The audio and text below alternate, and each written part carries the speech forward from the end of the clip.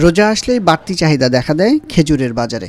চাহিদা বাড়ার সাথে বাড়ে খেজুরের দামও। এবারের রোজাতেও কি খেজুরের দাম বাড়বে? এটা আমরা গেল বছর এই খেজুরটা যেটা এখন বিক্রি করতেছি আপনার 3700 টাকা, এটা গেল বছর মনে করেন যে 3800 4000 টাকা বিক্রি করছি। বা আর এই যে ছড়া যে খেজুরটা 5 কেজির, এটা আমরা গেল বছর বিক্রি করছি হলো গিয়া 2500-2600 টাকা। এবছর আমরা বেচতেছি 2450, মানে ওই তুলনামূলক এবছর একটু কম হয়েছে। গত বছরের থেকে দাম এবছর কম, প্রায় 20-25% দাম কম আছে। গত বছরকার যে খেজুরগুলো আমরা বিক্রি করেছি, জিরাক থেকে যে বস্তায় যে খেজুরগুলো আসে, ওটা আমরা 150 থেকে 160 টাকা বিক্রি করছি। এবার আমরা বিক্রি করতেছি 120 থেকে 130 টাকায়। আর যে কার্টুনগুলো আসতো 10 কেজি, যেটা টিসিবি দিচ্ছে, এই খেজুরগুলো ইরাকি জাহিদি খেজুর 10 কেজির কার্টুন গত বছরে এটা বিক্রি করছে 250 টাকা কেজি। এই বছরে এটা বিক্রি হচ্ছে আপনার 170 টাকা কেজি।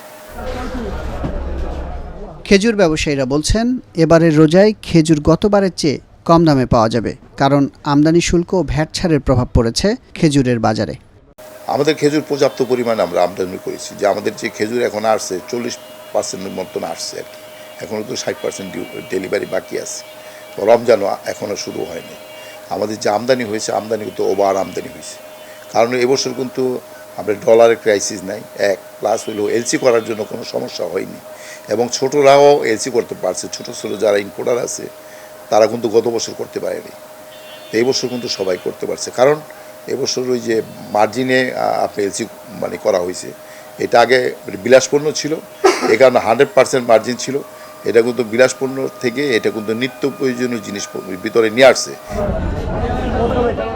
আসন্ন রোজায় কি পরিমাণ খেজুর আমদানি হয়েছে?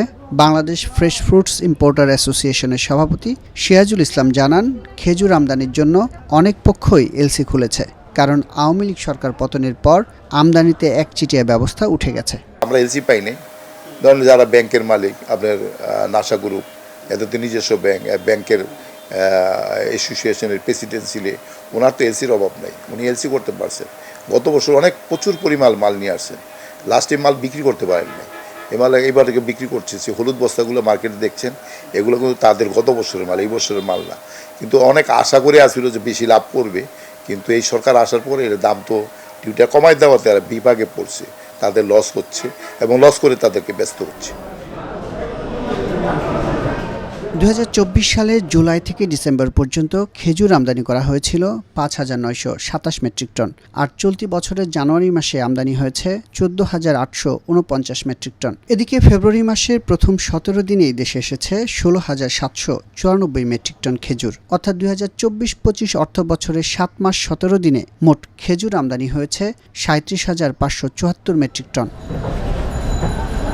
এদিকে 2024 সালের ফেব্রুয়ারি মাসে দেশে খেজুর আমদানি করা হয়েছিল 26,955 মেট্রিক টন, আর ওই বছরের মার্চ মাসে সর্বোচ্চ 27,398 মেট্রিক টন খেজুর আমদানি করা হয়েছে, অর্থাৎ 2 মাসে আমদানি করা হয়েছিল 54,353 মেট্রিক টন। আর সব মিলিয়ে 2024-25 অর্থ বছরে খেজুর আমদানি হয়েছিল 79,329 মেট্রিক টন।